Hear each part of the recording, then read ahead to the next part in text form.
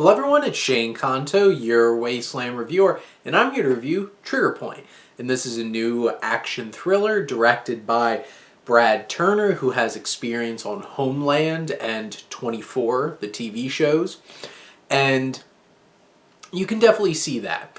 You can see in the way this is shot and how it's presented that it does have that feel to it.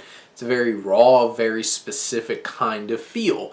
It's not particularly interesting or different, but it does feel engrossing and feels like we're in the moment kind of thing with what's going on in the story.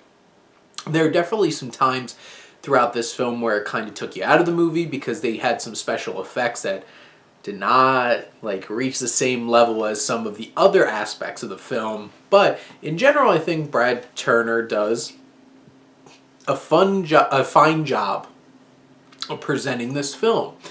Now, in terms of the actual story, we have this former former agent who has memory issues. Something happened to him. We find out what happened to him and who is behind him losing his memories.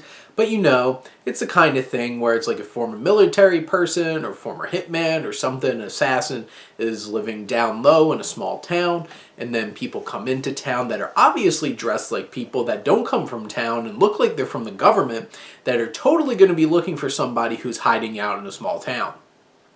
Specifically said that at one point watching this movie. And of course you have the small town people, a nice girl waitress at the diner, a nice old woman who seems supernatural, like super natural. There's no ghosts in this. That would have been an interesting twist. Not supernatural, supernatural in the way that she portrays her character. She runs this bookstore. There might be more to her, you don't know. I kind of guessed that, and you'll have to find out by watching the movie if I was correct. But there's definitely a lot of things that I saw coming a mile away in this film. And it's the lead actor is Barry Peppers, who's been in things like Saving Private Ryan. Barry Pepper does a really fine job in this film as this tough as nails, kind of quiet, solemn former agent who likes to read.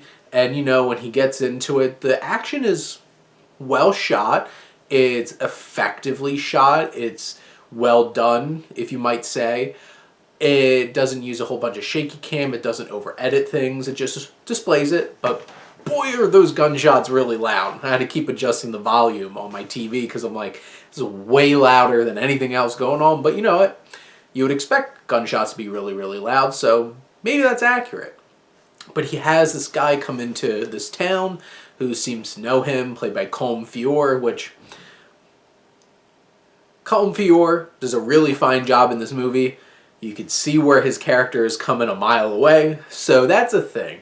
You can see all the plots and twists and stuff like that in this little hour and 25-minute movie coming from a mile away. It does obnoxiously set up for a sequel, which, that's really bold for a movie like this. Like this small action thriller that's barely 85 minutes, trying to set itself up for a sequel. We'll see. It's not a film that's particularly unique or particularly inventive, but it's well put together. It does a fine job. It is very predictable, and there are definitely some points where it drags a bit. It takes a little bit for us to get moving. And for a film that's 85 minutes, it's not the greatest thing. But I feel like in the end, Trigger Point is, if you really enjoy action thrillers, this will give you some of those thrills, and it fulfills those needs in a solid way with a solid cast. This movie is very solid, but a little bit too predictable and a little too slow for my taste in terms of this doesn't quite get to, I enjoyed this movie, I like this movie, I'd watch it again. But it definitely does have enough here that if this is your kind of film, I think you'll get enough out of Trigger Point. But those are my thoughts on the film. Let me know what you think. Let's talk some movies. But thank you as always for tuning in and supporting your Wasteland reviewer.